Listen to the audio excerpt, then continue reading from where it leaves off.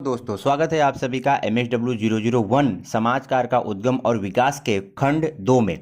खंड 1 का मैंने पहले से जो है वीडियो बना करके चैनल पे दे दिया है, प्लेलिस्ट में डिस्क्रिप्शन में दिया हुआ है, आप देख सकते हैं।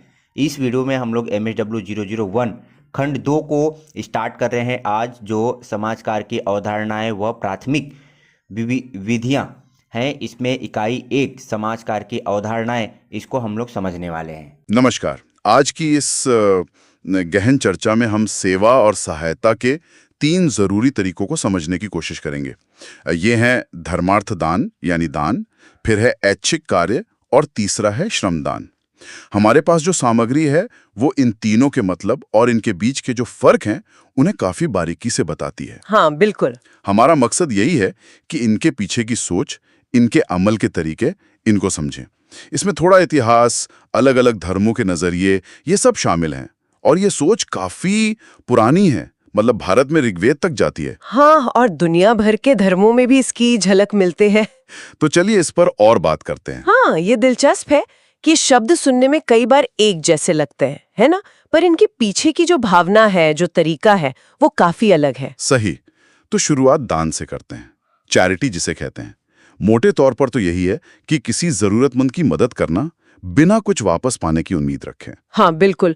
और लगभग हर धर्म इसे एक जरूरी गुण मानता है। हाँ। पर हर धर्म में इस पर जोर देने का तरीका या उसका मायने थोड़ा अलग हो सकता है। जैसे हिंदू धर्म में देखें तो इसे एक ऋण, एक कर्तव्य जैसा माना गया है।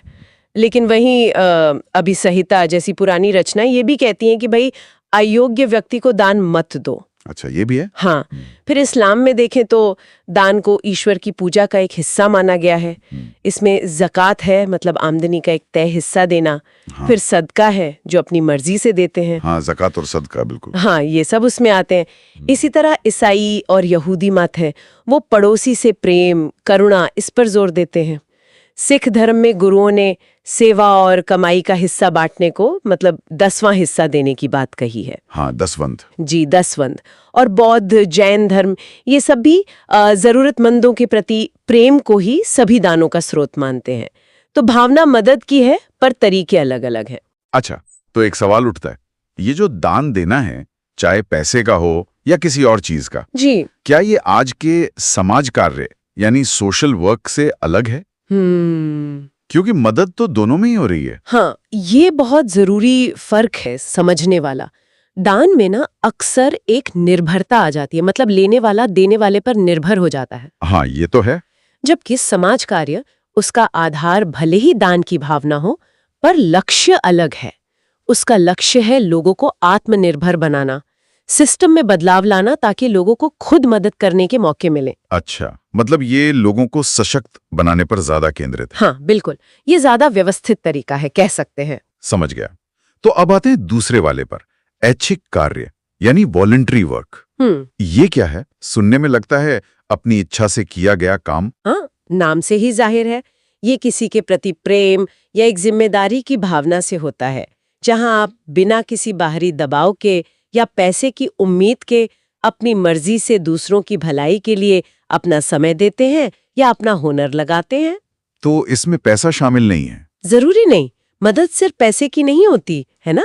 यहाँ वो कर्तव्य की भावना अधिकार से पहले आती है, आप अपनी इच्छा से कर रहे हैं। लेकिन आज के जमाने में जहां लोग मतलब अपने में ज्यादा व्यस्त हैं, व्यक्तिवाद है, भौतिकवाद है, क्या इस तरह के काम कम नहीं हो गए आपको लगता है? देखिए, असर तो पड़ा है, ये बात तो सच है। व्यक्तिवाद और भौतिकवाद का प्रभाव तो है, लेकिन ऐसा भी नहीं है कि ये खत्म हो गया है। आज भी बहुत लोग हैं जो निस्वार्थ भाव से सेवा कर रहे हैं। प्रेरणा कहीं से भी मिल सकती है। कहाँ से मिलती है ये प्रेरणा? हो सकता है कोई धार्मिक शिक्षा हो, या किसी अच्छे इंसान का उदाहरण देखा हो। कभी कभी कोई बड़ी दुर्घटना या दुखद घटना भी लोगों को सोचने पर मजबूर कर देती है। या फिर माता पिता, शिक्षक, कोई भी प्रेरणा का स्रोत हो सकता है। या बस जीवन की नश्वरता का एहसास, ये भी लोगों को त्याग और भलाई की तरफ ले जाता है। सही। हाँ, ये जरूर है कि आज के समय में शायद हमें इस परिभाषा को थोड़ा और खोलना पड़े। जैसे मान लीजिए कोई दूर जाकर सेवा कर रहा है, तो क्या उसे यात्रा भत्ता देना ऐच्छिक कार्य की भावना के खिलाफ है, या थोड़ा बहुत मानदेय ये सोचने वाली बातें हैं आज। हाँ, व्यावहारिक पहलू भी हैं। ठीक है। और तीसरा तरीका है श्रमदान।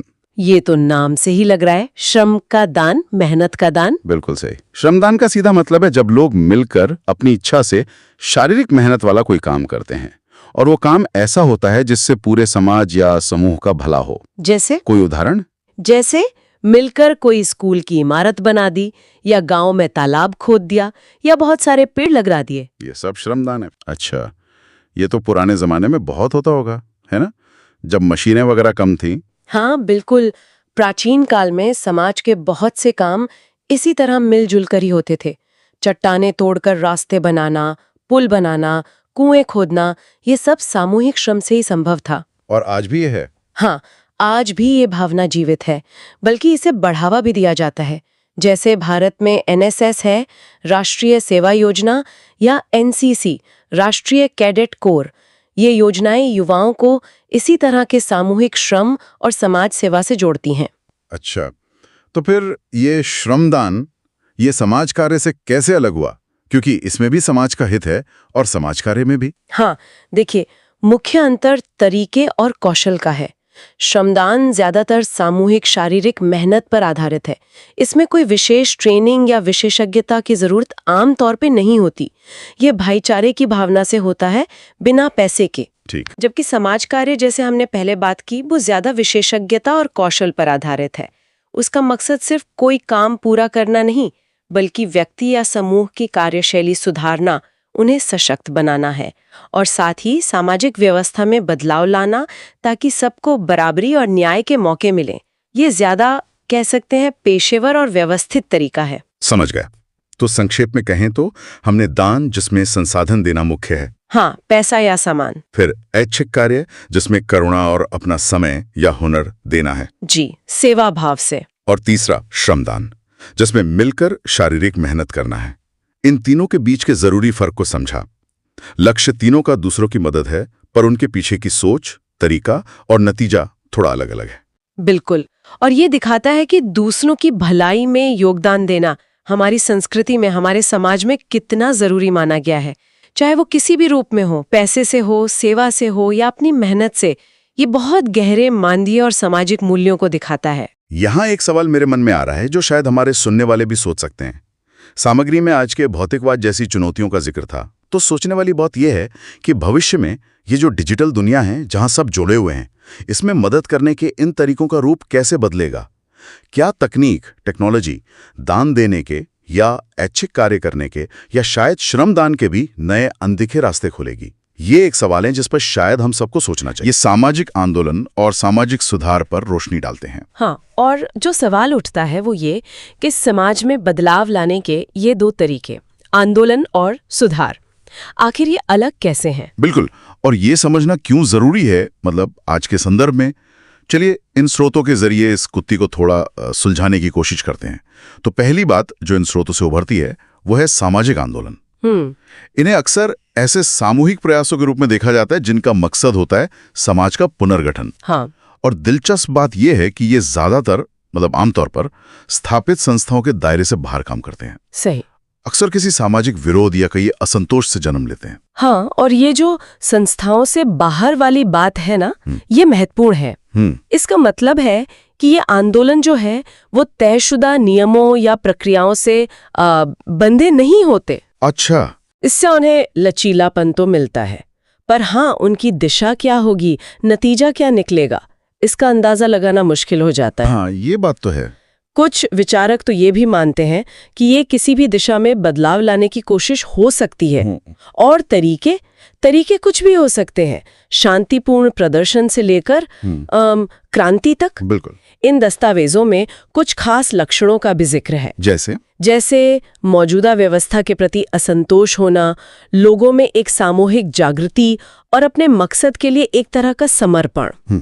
एक सोची समझी योजना भी होती है अक्सर, और मानवीय मूल्यों जैसे बराबरी है, आजादी है, इनमें यकीन होता है। और देखिए, इन आंदोलनों की चिंगारी कहीं से भी भड़क सकती है। हाँ, सती प्रथा या छुआछूत जैसी जो पुरानी सामाजिक बुराइयां हैं वो हों, या फिर आजकल जैसे भ्रष्टाचार है, माफिया का दबाव है। सही। कभी कभी तो ये भी होता है कि एक समूह दूसरे पर अपनी संस्कृति थोपने लगता है, वो भी वजह बन जाता है। अच्छा, लेकिन जरूरी नहीं कि कारण हमेशा नेगेटिव ही हो।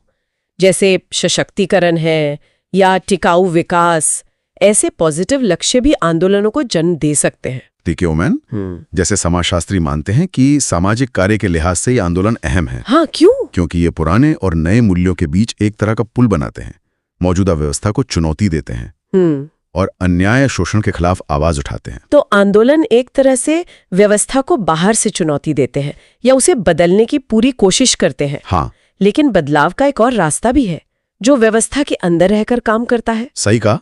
और यहीं पर सामाजिक सुधार की बात आती है। बिल्कुल। स्रोत ये बताते हैं कि हर समाज में देखिए वक्त के साथ कुछ न कुछ गिरावट आती है, कुछ बुराइयां पनपने लगती हैं। हाँ, जैसे भारत में ही वर्ण व्यवस्था से वो जाति प्रथा और छुआछूत का निकलना, जब ये चीजें दुख का कारण बनी तो फिर उन्हें ठीक करने की कोशिशें शुरू हुई। उन्हीं को हम सुधार कहते हैं।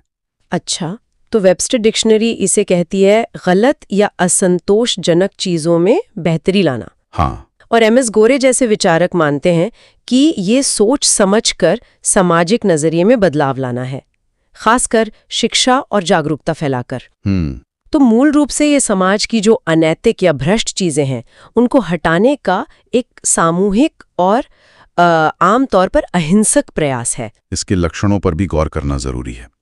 पहली बात तो समाज में ऐसी बुराइयां हों जो मतलब रुकावट डाल रही हों।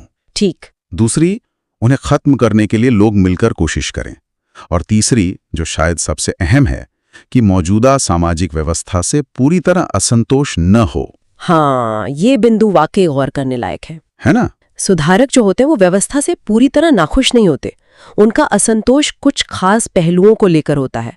अच्छा। वो मानते हैं कि मौजूदा ढांचे के भीतर रहकर ही अहिंसक तरीकों से, जैसे समझा बुझाकर, जागरूकता फैलाकर या फिर पॉलिसी बनाने वालों पर दबाव बनाकर चीजें ठीक की जा सकती हैं। तो अगर हम देखें दोनों में कुछ समानताएं तो हैं? हाँ, हैं तो। दोनों ही मौजूदा स्थिति से किसी न किसी तरह के असंतोष से पैदा होते हैं। सही। दोनों का मकसद समाज की बेहतरी के लिए बदलाव लाना है और दोनों में ही कोई ना कोई नेतृत्व होता है जो लोगों को जगाता है, संगठित करता है। हाँ, पर जो अंतर है ना, वो बुनियादी है, बहुत गहरा है। वो कैसे? देखिए, सुधारों में लोग व्यवस्था के साथ काम करते हैं, उसे सुधारना चाहते हैं। उनका दायरा अक्सर सीमित होता है कुछ खास मुद्दों तक। दूसरी तरफ आंदोलन, खासकर जब वो क्रांति का रूप ले लेते हैं, तो उनमें पूरी व्यवस्था के प्रति गहरा असंतोष होता है। अच्छा। क्रांतिकारी मौजूदा ढांचे को ही, मतलब पूरे सिस्टम को ही उखाड़ फेंकना चाहते हैं, भले ही तरीका हिंसक हो या अहिंसक। तो सुधारक सिस्टम में बदलाव चाहते हैं। हाँ, और क्रांतिकारी सिस्टम का बदलाव चाहते हैं। ये फर्क है। समझ गया। तो कुल मिलाकर इन दस्तावेजों से ये तस्वीर उभरती है कि सामाजिक आंदोलन ज्यादातर व्यापक होते हैं, व्यवस्था को चुनौती देते हैं और अक्सर संस्थागत ढांचे के बाहर से होते हैं। बिल्कुल। जबकि सामाजिक सुधार ज्यादा लक्षित होते हैं, व्यवस्था के भीतर काम करते हैं और आमतौर पर अहिंसक तरीकों से बदलाव लाते हैं। सही कहा। असली फर्क मौजूदा सिस्टम के प्रति उनके नजरिए में है। और यहीं से एक गहरा सवाल भी उठता है जिस पर शायद सुनने वाले सोचना चाहें। क्या सवाल? कि भाई, जब समाज की बुराइयां इतनी गहरी और इतनी फैली हुई हों कि छोटे मोटे सुधार नाकाफी लगने लगे, बेकार लगने लगे, हाँ, तो फिर सुधार की कोशिशों और व्यवस्था को उखाड़ फेंकने वाले आंदोलन या क्रांति के बीच की वो महीन रेखा, वो कहाँ खींची जानी चाहिए? कब एक रास्ता दूसरे से बेहतर या ज्यादा जरूरी हो जाता है? निश्चित रूप से ये एक जटिल सवाल है, सोचने वाला सवाल है। हाँ। लेकिन हाँ, इन अवधारणाओं को, आंदोलन और सुधार को समझना हमें अपने आसपास हो रहे सामाजिक बदलावों को बेहतर ढंग से समझने में मदद जरूर करता है। ये सिर्फ ऑनलाइन दोस्ती वाली बात नहीं है। हम देखेंगे कि ये असल में है क्या, इनकी जड़ें कहाँ से जुड़ी हैं और समाज कार्य जैसे अहम क्षेत्र में इनका क्या रोल है। हमारे पास एक स्रोत है, सामाजिक नेटवर्क, संबंध और सहयोग। इसमें से कुछ जरूरी बातें निकालेंगे। मकसद है नेटवर्कों के ढांचे को और इनके काम करने के तरीके को समझना। तो चलिए शुरू करते हैं। स्रोत के मुताबिक ये सामाजिक नेटवर्क आखिर चीज क्या है? हाँ, तो स्रोत में स्कॉट का जिक्र आता है।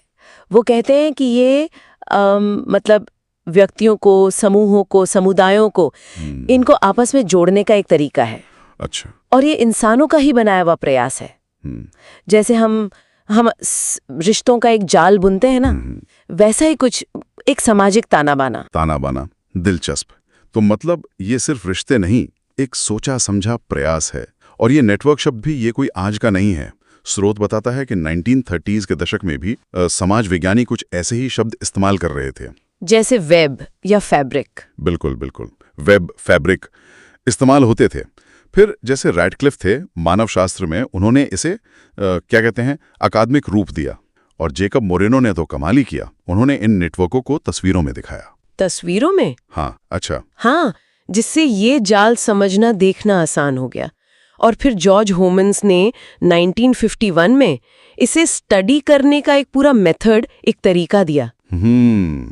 यानी ये सिर्फ एक महसूस करने की बात नहीं रही, इसे बाकायदा समझा जा सकता है, देखा जा सकता है। यहीं पर वो गणित वाली बात भी आती है शायद, स्रोत में इसका जिक्र है ना? हाँ, और ये बात वाकई गौर करने वाली है। स्रोत इशारा करता है कि ये जो सामाजिक जुड़ाव हैं, इनके विश्लेषण में एक गणितीय नजरिया भी शामिल है। गणितीय नजरिया कैसे? मतलब ये कि ये रिश्ते सिर्फ ऐसे ही बेतरतीब नहीं होते। हाँ। इनमें पैटर्न होते हैं, एक संरचना होती है। हाँ। जिसे गणित के तरीके से समझा जा सकता है। शायद इससे इनका असर मापने में भी मदद मिलती हो। अच्छा, तो ये तो हुई इसकी परिभाषा और थोड़ी सी हिस्ट्री। लेकिन असल जिंदगी में, जैसे समाज कार्य के फील्ड में, ये नेटवर्क कैसे दिखते हैं, क्या करते हैं? स्रोत में संगठनों को जोड़ने की बात कही गई है। हाँ, बिल्कुल। समाज कार्य के लिहाज से देखें तो इसका मतलब है कि वो स्वैच्छिक संगठन या कम्युनिटी ग्रुप्स या एनजीओ जिनके लक्ष्य, जिनके मकसद एक जैसे हों। अच्छा। वो आपस में जुड़कर काम करें। ये सिर्फ मिलना जुलना नहीं है, ये एक मजबूत गठजोड़ बनाने जैसा है। अच्छा। और स्रोत कहता है कि इस आपसी समझ से, इस तालमेल से उनका काम ज्यादा असरदार होता है। तो ये कोई ढीला ढाला ग्रुप नहीं हुआ, बल्कि एक ऑर्गेनाइज तरीका हुआ काम करने का। स्रोत में इसके कुछ खास लक्षणों का भी जिक्र है शायद, जैसे तालमेल। बिल्कुल, पहला लक्षण यही है कि अलग अलग संस्थाओं में तालमेल हो ताकि वो मिलकर काम कर सकें किसी खास मुद्दे पर। ठीक है। दूसरा, कि वो सब एक कॉमन प्लेटफॉर्म पर आएं ताकि अपने साझे हितों के लिए एक मजबूत आवाज बन सके। जैसे एक अकेला धागा तो कमजोर होता है, पर मिलकर एक मजबूत कपड़ा बनता है। सही कहा। और सिर्फ साथ आना ही काफी नहीं होगा, कुछ नियम कायदे भी होते होंगे। हाँ, बिल्कुल। ये तीसरा अहम पहलू है। स्रोत बताता है कि ये संगठन कुछ आम नियमों पर सहमत होते हैं और अपने नेटवर्क को चलाने के लिए, उसे असरदार बनाने के लिए जो संसाधन चाहिए, जैसे पैसा, हाँ, वो भी जरूरी है, वो जुटाने पर भी मिलकर काम करते हैं। चौथा, वो लोगों के हक के लिए एक्टिविटीज चलाते हैं। और पांचवा, वो कुछ तय नैतिक उसूलों, मतलब एक कोड ऑफ कंडक्ट के दायरे में ही काम करते हैं, चाहे वो आपस में हो, सरकार के साथ हो या समाज के दूसरे लोगों के साथ। ये तो काफी व्यवस्थित लग रहा है। इसका फायदा असल में किसे मिलता है? स्रोत में गरीब या कमजोर तबकों की बात थी। हाँ, और यहीं पर इन नेटवर्कों की असली ताकत दिखती है। स्रोत के मुताबिक ये नेटवर्क उन लोगों के लिए बहुत ज़रूरी हैं जिनकी आवाज़ अक्सर दब जाती है, अनसुनी रह जाती है, जैसे गरीब लोग, बेसहारा या समाज के हाशिए पर जो समूह हैं। वो कैसे? मतलब ये नेटवर्क उनकी मदद कैसे करते हैं? देखिए, ये नेटवर्क उन्हें एक मंच देते हैं, एक प्लेटफॉर्म, एक ऐसी जगह जहां वो अपने जैसे हालात वाले दूसरे लोगों से जुड़ सकते हैं, अपनी समस्याओं पर बात कर सकते हैं और सबसे जरूरी, अपने हकों के लिए मिलकर आवाज उठा सकते हैं। अच्छा, सामूहिक रूप से? हाँ, सामूहिक रूप से कदम उठा सकते हैं। इससे उन्हें ताकत मिलती है। तो मतलब कुल मिलाकर बात ये हुई कि सामाजिक नेटवर्क सिर्फ वो नहीं जो हम फेसबुक या ट्विटर पर देखते हैं। ये असल में समाज की वो बुनियादी कड़ियां हैं जिन्हें इतिहास में भी पहचाना गया है और जिन्हें समाज कार्य जैसे क्षेत्रों में जानबूझकर बनाया जाता है, मजबूत किया जाता है, ताकि सहयोग बढ़े, कम्युनिटीज को ताकत मिले। बिल्कुल सही कहा। सार यही है कि इनकी अहमियत संरचित सहयोग में है, मतलब स्ट्रक्चर्ड कोलैबोरेशन। जैसा स्रोत में हमने देखा, साझा लक्ष्य तय करना, नियम बनाना, संसाधन जुटाना और नैतिक जिम्मेदारी निभाना, ये सब मिलकर उन कॉमन मकासद को पूरा करने में मदद करते हैं, खासकर उन लोगों के लिए जिन्हें एक संगठित आवाज की सबसे ज्यादा जरूरत है। जाते जाते एक सवाल मन में आ रहा है। स्रोत का फोकस तो समाज कार्य में जो संगठनात्मक नेटवर्क हैं उन पर था, लेकिन ये जो सिद्धांत हैं सहयोग का, साझा मकसद का, ये हमारी रोजमर्रा की जिंदगी में, हमारे अपने निजी रिश्तों में, पर्सनल कनेक्शंस में, ये कैसे अलग तरह से लागू हो सकते हैं? क्या हम अपने व्यक्तिगत नेटवर्कों को भी ज्यादा उद्देश्यपूर्ण बना सकते हैं? इस पर सोचा जा सकता है। जैसे समाज सेवा, सामाजिक रक्षा, फिर सुरक्षा और कल्याण। हाँ, ये शब्द सुने तो बहुत हैं, लेकिन इनमें जो बारीकियां हैं वो समझना जरूरी है। बिल्कुल। हमारे पास एक स्रोत है, सामाजिक सेवा और सामाजिक सुरक्षा का ताना बाना। उसी के आधार पर आज हम ये गुत्थी सुलझाने की कोशिश करेंगे। हाँ, देखते हैं ये चारों कैसे जुड़े हैं और कैसे अलग हैं। चलिए शुरुआत करते हैं सामाजिक सेवा से। स्रोत कहता है कि ये मतलब मोटे तौर पर एक मदद करने वाला काम है ना? काफी सीधा सा लगता है। हाँ, ऊपरी तौर पर तो है, पर अलग अलग लोगों ने इसे अलग तरह से देखा है। जैसे वेबस्टर डिक्शनरी कहती है कि ये जो उपेक्षित वर्ग हैं उनको जगाना, उनकी प्रतिभा को बढ़ाना। अच्छा। और कैसिडीज इसे मानते हैं कि ये हमारे इंसानी संसाधन, मतलब लोग, उनको बचाने और बेहतर बनाने के लिए एक संगठित कोशिश है। संगठित कोशिश। हाँ, और फ्रीलैंडर का नजरिया भी अहम है। वो जोर देते हैं कि ये सेवाएं समाज के सभी सदस्यों को मिलनी चाहिए, बिना किसी भेदभाव के। ओह, तो ये सबके लिए है, ये नहीं कि सिर्फ कमजोर वर्गों के लिए। स्रोत में इसके कुछ लक्षण भी दिए हैं शायद, जैसे? हाँ, जैसे कि इससे समाज या सरकार आयोजित करती है, ये सभी वर्गों के लिए है और मकसद है जीवन स्तर सुधारना और मानव विकास। ठीक है। इसमें एक छोटा सा फर्क भी बताया गया है सार्वजनिक सेवा और सामाजिक कल्याण सेवा में। वो क्या है? सार्वजनिक सेवा तो जैसे सरकार की जिम्मेदारी हुई, सड़कें, बिजली। हाँ बिल्कुल, वो तो शासन का सामान्य काम है, जबकि सामाजिक कल्याण सेवाएं ज्यादातर उन लोगों पर केंद्रित होती हैं जो शायद पीछे रह गए हैं, उनकी खास मदद के लिए। ये समाज या संस्थाएं भी कर सकती हैं। समझ गए। अच्छा, अब आगे बढ़ते हैं। समाज सेवा तो हो गई, सबकी भलाई, पर समाज में अपराध जैसी समस्याएं भी तो हैं। इनसे निपटने के लिए क्या है? शायद सामाजिक रक्षा, ये क्या चीज है? हाँ, सही पकड़ा। देखिए, आजकल सोच बदल रही है। ये माना जाता है कि कोई जन्म से अपराधी नहीं होता, हालात बनाते हैं। तो सामाजिक सुरक्षा का मकसद सिर्फ समाज को अपराध से बचाना नहीं है, बल्कि जो कानून तोड़ता है उसके हितों को भी देखना है। अच्छा, उसके हितों को भी कैसे? मतलब अपराध को रोकना तो है ही, पर साथ में जो इससे प्रभावित हुए उनका पुनर्वास करना और जिसने अपराध किया है उसे भी सुधार का मौका देना, ताकि समाज का ढांचा सुरक्षित रहे। इसमें जैसे बाल अपराध रोकना, जेल सुधार, प्रोबेशन, ये सब शामिल हैं। ठीक है, तो ये अपराध और उसके नतीजों से जुड़ा है। लेकिन जिंदगी में सिर्फ अपराध का ही डर नहीं होता। बीमारी, बुढ़ापा, बेरोजगारी, ये सब भी तो हैं। बिल्कुल। तो इनसे बचाव के लिए क्या सामाजिक सुरक्षा की बात आती है? स्रोत कहता है ये उन हालात से सुरक्षा है जो हमारी कमाई को खतरे में डाल सकते हैं। हाँ, एकदम सही। और इसकी जरूरत और बढ़ गई जब से वो पुराने संयुक्त परिवार वाला सिस्टम कमजोर हुआ और ये औद्योगिकरण वगैरह बढ़ा। हाँ, लोगों को सहारे की जरूरत पड़ी। बिल्कुल। सर विलियम बेवरेज ने तो इसे 5 बड़ी बुराइयों के खिलाफ सुरक्षा कहा था: अभाव, बीमारी, अज्ञानता, बेकारी और गंदगी। 5 बुराइयां। वाओ।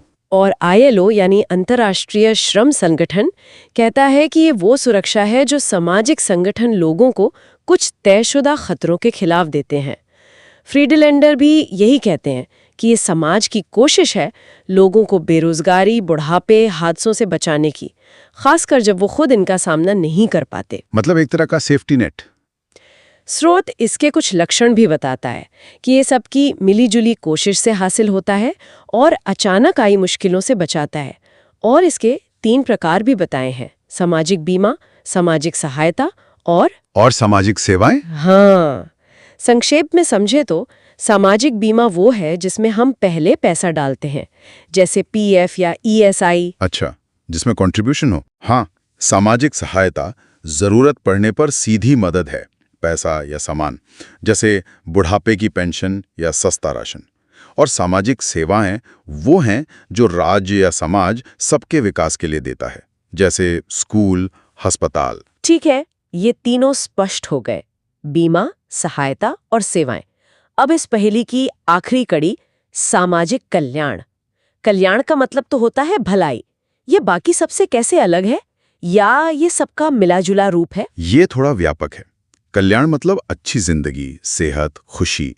दासगुप्ता कहते हैं कि इसमें आय की सुरक्षा और सामाजिक सेवाएं दोनों आ जाती हैं। अच्छा। फ्रीडलैंडर इसे लोगों और समूहों की जिंदगी, सेहत और उनके आपसी तालमेल को बेहतर बनाने के लिए जो संगठित सेवाएं और संस्थाएं हैं, उनका पूरा सिस्टम मानते हैं।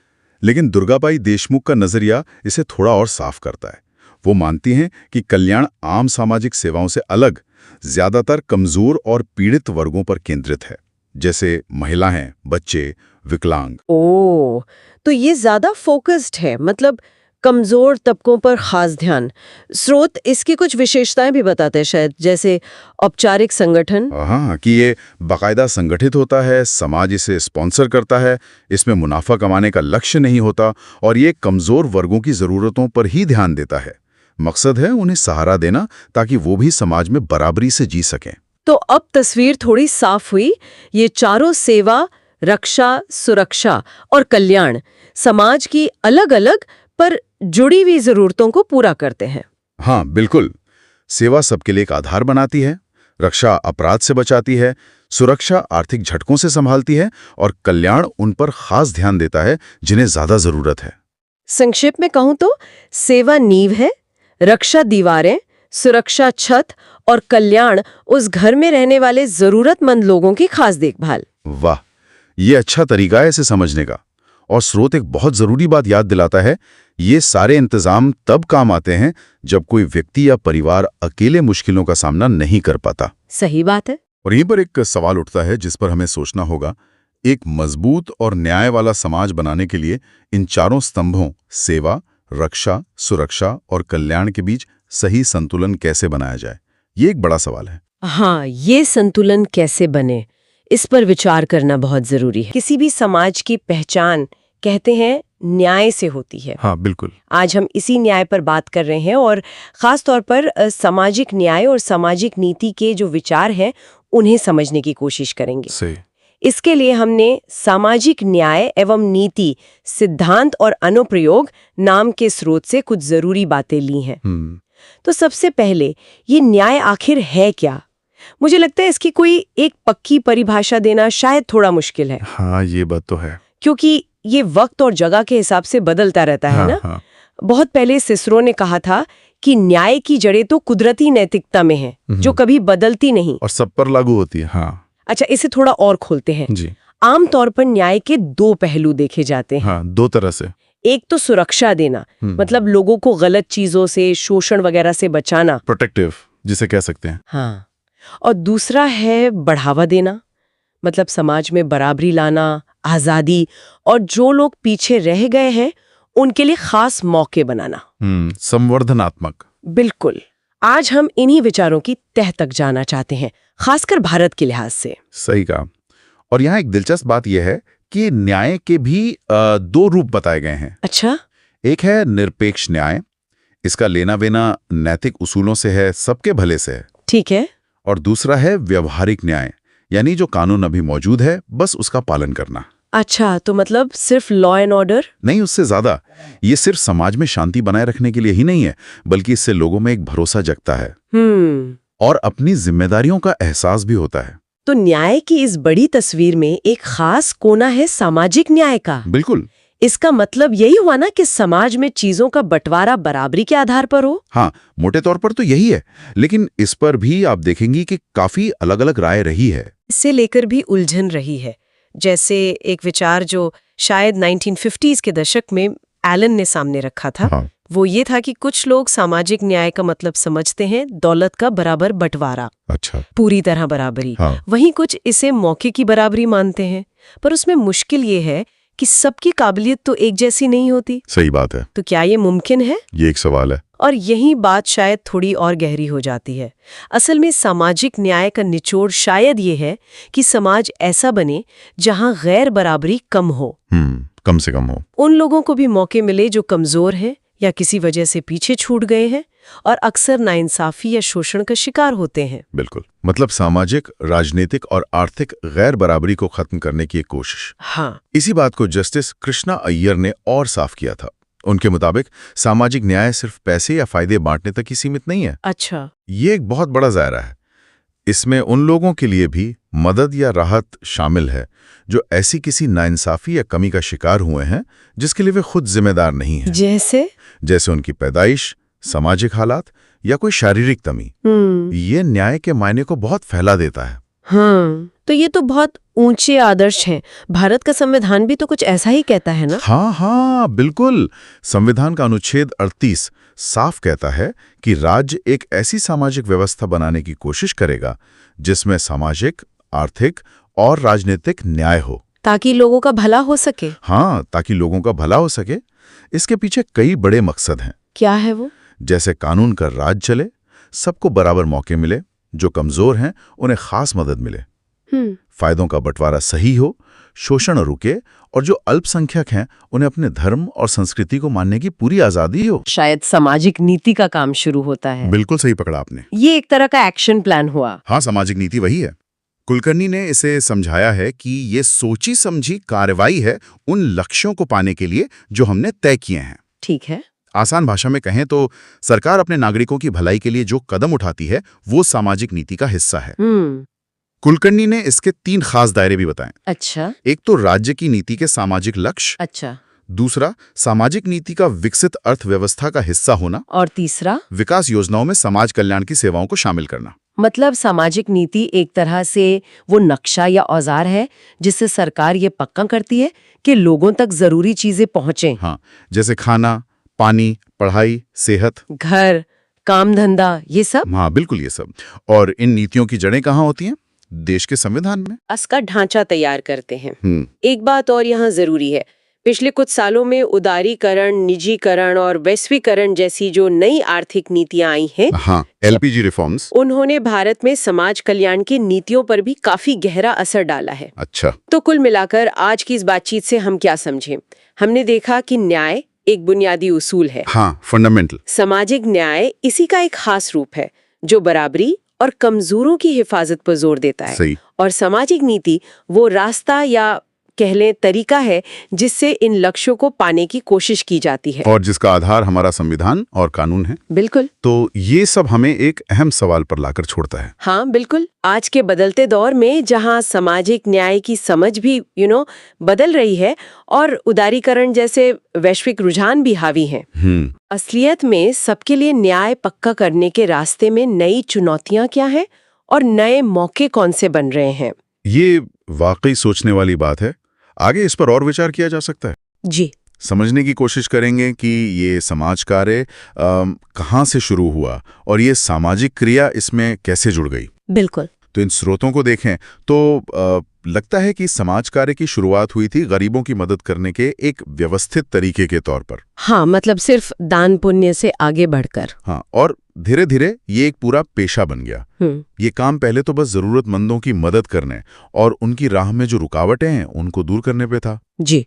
फिर ये अलग अलग स्तरों पर होने लगा, जैसे किसी एक व्यक्ति के साथ या फिर समूहों में या पूरे समुदाय के साथ। हाँ, और इन्हीं स्तरों के लिए फिर वो शुरुआती तरीके मतलब मेथड्स विकसित हुए। सही। हाँ, और फिर जैसे जैसे ये क्षेत्र बढ़ा तो 2 और तरीके सामने आए। सहायक विधियां कहते हैं उन्हें। अच्छा, कौन से? एक तो इन सब कामों का मैनेजमेंट मतलब सामाजिक कल्याण प्रशासन, और दूसरा समाज कार्य पर रिसर्च यानी शोध। और इसके बाद सामाजिक क्रिया को भी एक सहायक तरीके के तौर पर जोड़ा गया।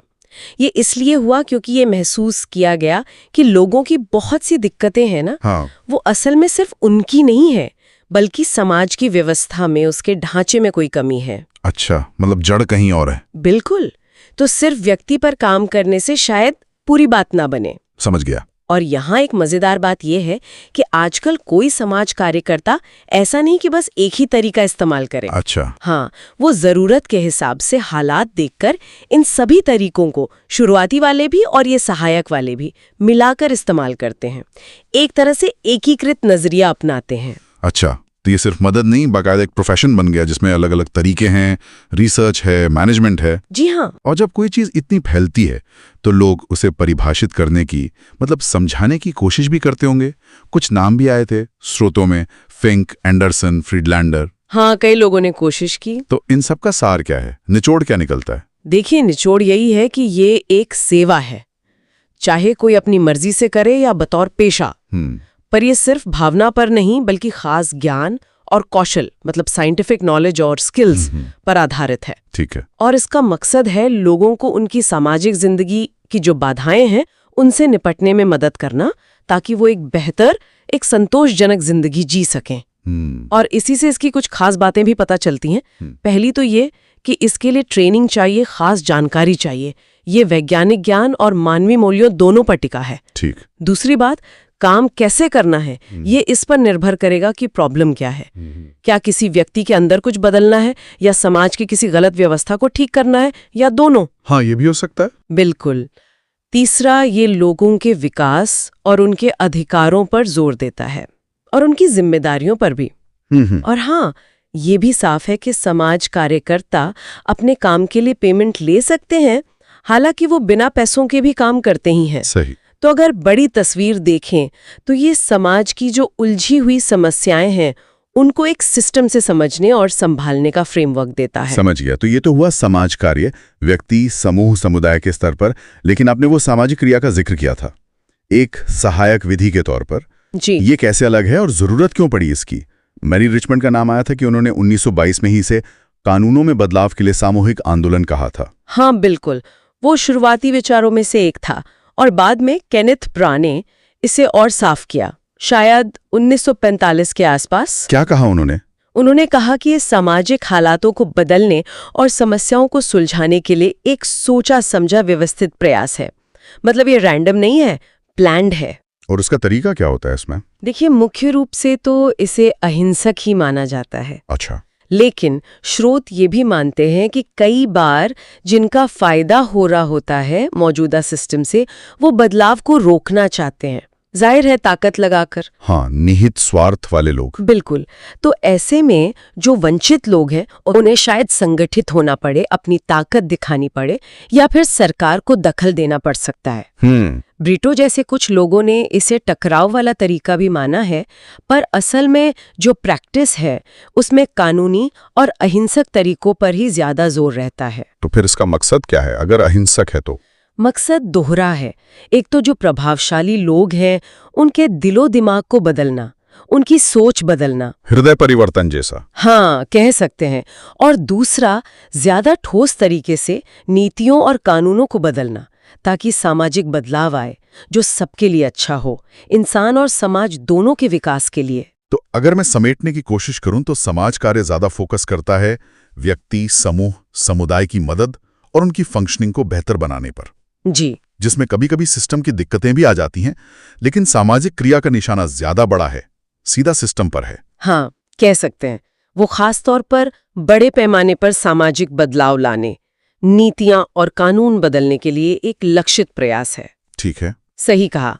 और एक आखिरी बात जो इन स्रोतों से निकलती है वो इसी तरीके से जुड़ी है। जैसा हमने कहा, स्रोत अहिंसक तरीकों और यहाँ तक कि दिल बदलने पर जोर देते हैं। हाँ। लेकिन ये सोचने वाली बात है कि जब समाज में ताकत कुछ ही हाथों में हो और वो बदलाव का विरोध करें, जैसा स्रोतों में भी इशारा है निहित स्वार्थों के विरोध का, हाँ, तब क्या सिर्फ अहिंसक तरीके और दिल बदलने की उम्मीदें काफी होती हैं?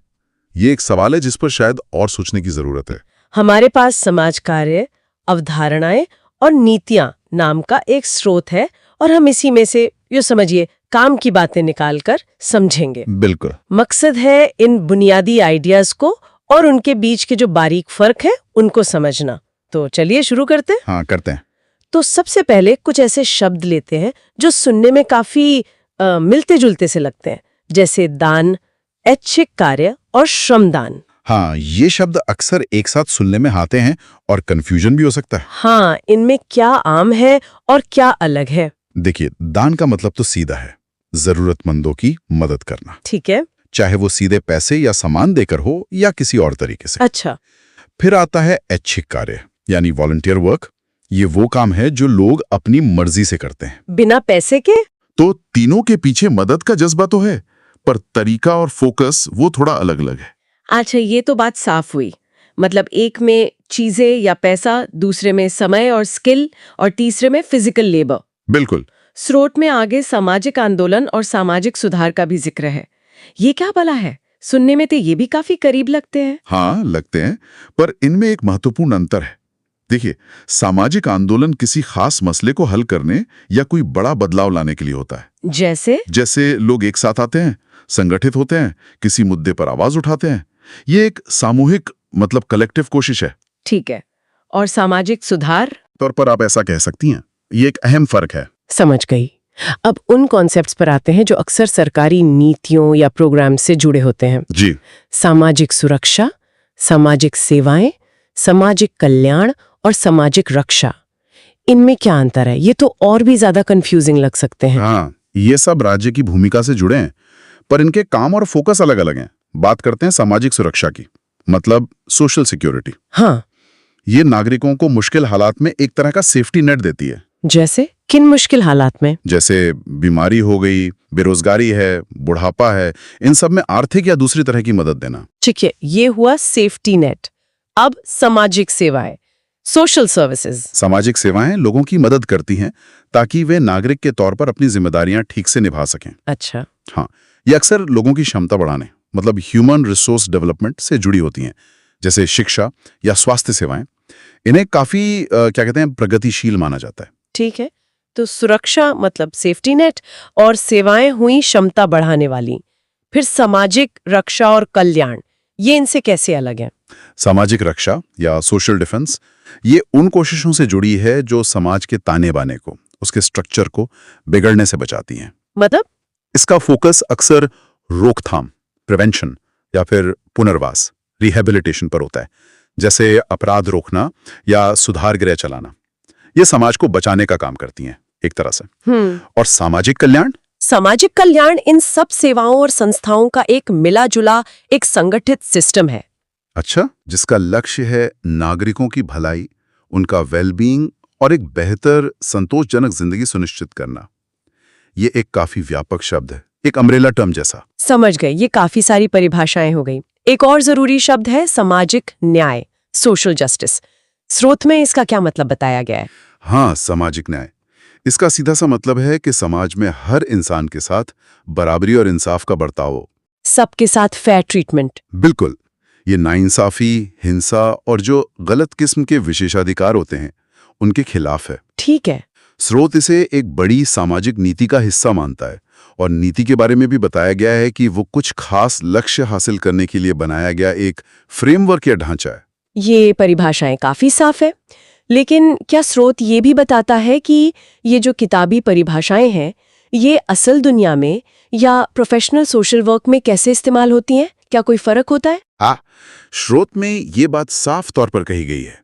पहली बात तो ये कि समाज कार्य के और भी कई तरीके और पहलू हैं, यहाँ तो बस कुछ बुनियादी विचारों पर ही बात हुई है। अच्छा। और दूसरी, ये जानना भी जरूरी है कि सोशल वर्क प्रोफेशन में जब इन शब्दों का इस्तेमाल होता है तो उनका मतलब कभी-कभी आम बोलचाल वाले मतलब से थोड़ा अलग या ज्यादा स्पेसिफिक, ज्यादा टेक्निकल हो सकता है। हाँ, ये तो हर फील्ड में होता है, शब्दावली थोड़ी अलग हो जाती है। जी बिल्कुल। तो कुल मिलाकर हमने दान, ऐच्छिक कार्य, श्रमदान से लेकर सामाजिक सुरक्षा, सेवाएं, कल्याण, रक्षा और न्याय जैसे कई जरूरी कॉन्सेप्ट्स के खास मतलब और उनके बीच के फर्क को समझा। हाँ, ये शब्द हम सुनते तो रोज हैं, पर इनका सही मतलब और बारीकियां जानना वाकई जरूरी है। बिल्कुल। ये परिभाषाएं हमें समाज में जो अलग-अलग तरह के काम हो रहे हैं, जो सरकारी नीतियां बन रही हैं, उनको बेहतर ढंग से समझने में मदद करती हैं। सही कहा। जब हम इन शब्दों को सही से समझते हैं तो सामाजिक मुद्दों और उनके जो हल हो सकते हैं उन पर ज्यादा स्पष्टता से सोच पाते हैं। तो जाते जाते एक सवाल सोचने के लिए छोड़ जाते हैं जो स्रोत से ही निकला है। जी, स्रोत कहता है कि फील्ड वर्क या रिसर्च में इन कॉन्सेप्ट्स की और गहराई से पड़ताल मुमकिन है। तो सोचने वाली बात यह है कि असल जिंदगी में, प्रैक्टिकल सिचुएशंस में ये परिभाषाएं कैसे काम करती है, कहाँ इनकी सीमाएं थोड़ी धुंधली हो जाती हैं, या ये एक दूसरे को कैसे प्रभावित करती हैं। हाँ, ये बहुत अच्छा सवाल है। सिद्धांत और व्यवहार का जो रिश्ता है वो हमेशा गौर करने लायक होता है।